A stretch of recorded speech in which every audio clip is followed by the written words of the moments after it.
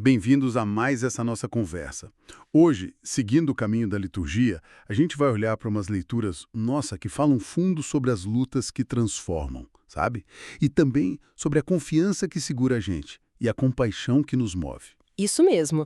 É interessante ver como essas palavras antigas, né, elas conversam diretamente com o nosso dia a dia. Mostram que a vida de fé, ela tem sim suas batalhas, seus momentos difíceis, mas é justamente aí, muitas vezes, que Deus age, que a gente se abre para transformação. E também encontra força para ajudar quem está, como diz o texto, cansado e abatido. É verdade. E a gente começa com aquela imagem, uau, muito forte, de Jacó, lá em Gênesis.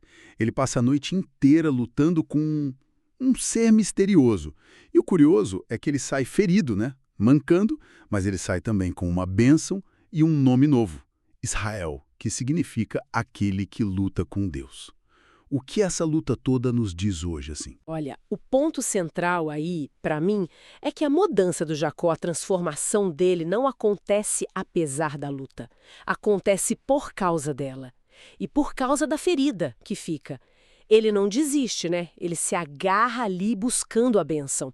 Isso sugere que em nossos momentos de crise, de conflito interno, eles não são um sinal de que Deus está longe. Pelo contrário, podem ser exatamente o lugar onde a gente descobre uma identidade mais profunda, moldada nesse encontro com o divino.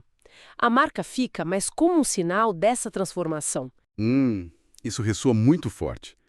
Porque quantas vezes na dificuldade a gente só quer que acabe logo, né? Fugir. Mas essa história parece dizer: espera aí, fica, luta, insiste, porque algo novo pode nascer disso. Mas como saber se é uma luta com Deus ou só teimosia nossa? Ótima pergunta. Talvez a diferença esteja na intenção, na atitude do Jacó. Ele luta sim, mas ele está buscando uma bênção, ele está buscando um relacionamento. Não é só ganhar ou fugir.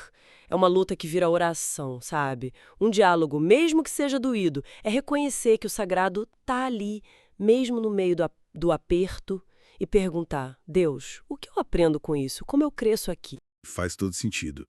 E saindo dessa intensidade da luta, a gente vai para o Salmo 16, que, nossa, traz uma calma, uma confiança. O salmista fala: o Senhor é minha herança, minha taça.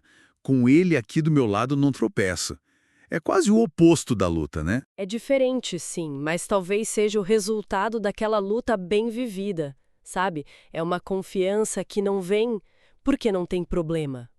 Vem daquela certeza profunda de que a nossa segurança de verdade, a nossa riqueza, não está nas coisas. Está na presença de Deus. Essa é a herança. E não vacilar não é não ter medo ou dúvida, né? É ter um eixo, uma estabilidade que nasce dessa relação com Ele.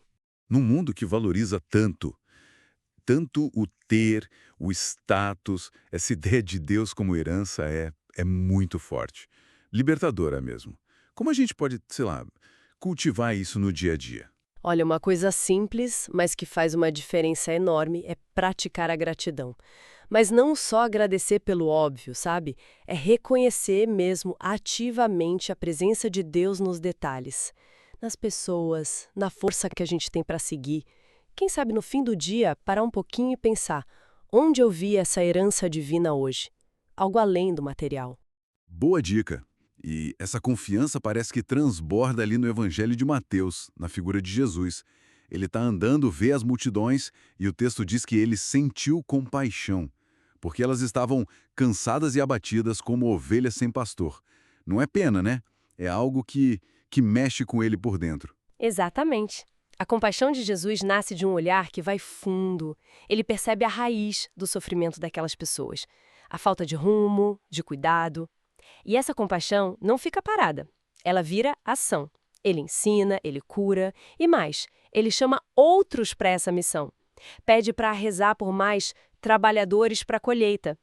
Ele nos envolve nessa tarefa de cuidar uns dos outros. E hoje, nossa, essas multidões cansadas e abatidas estão por toda parte, né?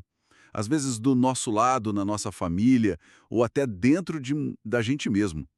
Como a gente pode ter esse olhar compassivo de Jesus, sem cair na indiferença ou pior, no julgamento? Eu acho que começa quando a gente reconhece a nossa própria necessidade.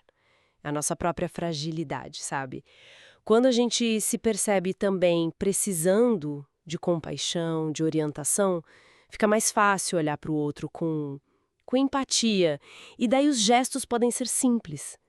Uma escuta atenta, sem pressa de resolver, uma ajuda prática pequena, um encorajamento sincero. Ser esse trabalhador começa ali, no nosso cantinho. Então, juntando tudo isso, parece que as leituras de hoje nos chamam para uma fé mais dinâmica, mais madura, talvez, que não foge da briga, mas busca crescer nela, como Jacó, que encontra sua segurança mais funda em Deus, como diz o Salmo, e que se deixa tocar pela dor do outro e age com compaixão, como Jesus. É isso aí.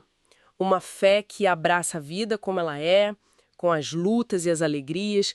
A grande notícia, eu acho, é que Deus está com a gente em tudo isso, nas tempestades e na calmaria. Que a gente tenha coragem para lutar com Deus na oração, né? Sabedoria para achar nele nossa riqueza de verdade e sensibilidade para ser canal da compaixão dele no mundo. Fica então essa reflexão para a gente levar para o dia. Como é que as minhas próprias lutas ou perceber o cansaço de quem está perto podem me ajudar a viver uma fé mais ativa, mais compassiva hoje? E se essa nossa conversa tocou seu coração de alguma forma, olha, curte aí, deixa um comentário pra gente. Saber o que você pensa, como isso ressoa pra você, enriquece muito a nossa caminhada juntos.